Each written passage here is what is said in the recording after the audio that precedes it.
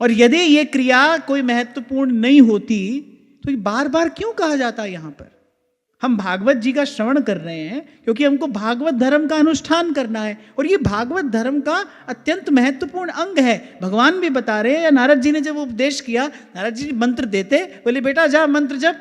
फिर नारद जी ने बताया, बोले त्रिकाल स्नान करना, और फिर प्राणायामेन त्रिवृता प्राणेन्द्रिय मनोमलम शनैर्व्युदस्याभिध्यायेन मनसा गुरुणा गुरुम। नारद जी ने तो यहां पर इतना भी स्पष्ट बताया, बोले 3 प्रकार के प्राणायाम से, रेचक, पूरक और कुंभक। इसके विषय में कुछ जानकारी है? थोड़ी बहुत है? नहीं है। जब आप श्वास भरते हैं उसको पूरक कहते हैं, जब आप श्वास रोकते हैं उसको कुंभक कहते हैं, और जब श्वास छोड़ी जाती है इसको रेचक कहते हैं। श्वास भरने को क्या कहते हैं? जोर से बोलो। पूरक। रोकने को कुंभक। फिर उसमें भी एक अंतः कुंभक होता है, एक बाह्य कुंभक होता है। जैसे आपने श्वास भरी, उसको भीतर रोका तो ये अंतः कुंभक हुआ। फिर आपने श्वास छोड़ा, लेकिन अगली श्वास लेने से पहले आपने कुछ काल तक श्वास को रोके रखा, फिर ये बाह्य कुंभक है। मैं कहता हूं कुछ मत करो, 5 मिनट 10 मिनट केवल पूरक रेचक कुंभक का अभ्यास करो, आप देखो आपके तन मन के स्वास्थ्य में आपको कितना परिवर्तन मिलेगा। 5 मिनट 10 मिनट से इसको आरंभ करो। गहरा श्वास लो, धीरे धीरे श्वास लो। प्रभु ने तो ऐसी व्यवस्था करके हमको शरीर दिया था, सुंदर शरीर बनाकर दिया, और केवल बनाकर ही नहीं, हमको सुंदर शरीर सजा कर दिया।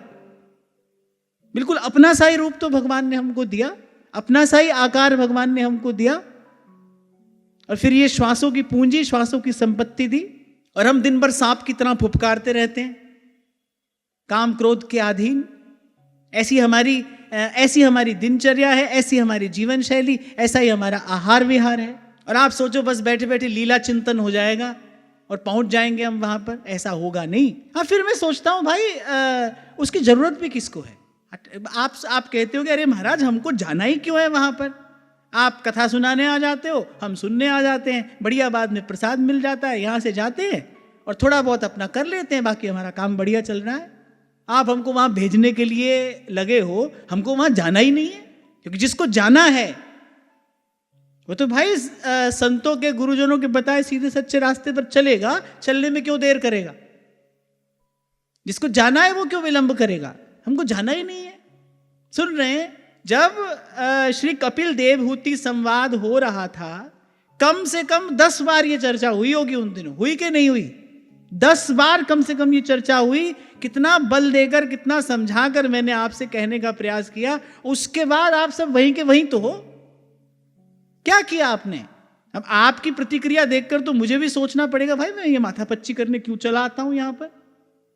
हम तो भाई ठाकुर जी कृपा से भजन थोड़ा घना जो भी है कर ही रहे हैं। आपको बार बार एक बात मैंने कही, भजन भजन कहने से भजन नहीं होता, कहने और होने के बीच में भजन करना है।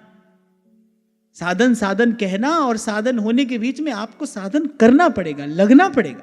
और ये प्रसंग तो आपको मुझे बता ही यही रहा है। हम सब सुरुचि के अधीन हैं, लेकिन भक्ति उत्पन्न होती है कहां से? ध्रुव उत्पन्न होता है कहां से? सुनीति से। जो ठीक है वो करना है, मन लगे न लगे, मन की इच्छा हो ना हो, पर भाई जो ठीक है वो तो करना ही है।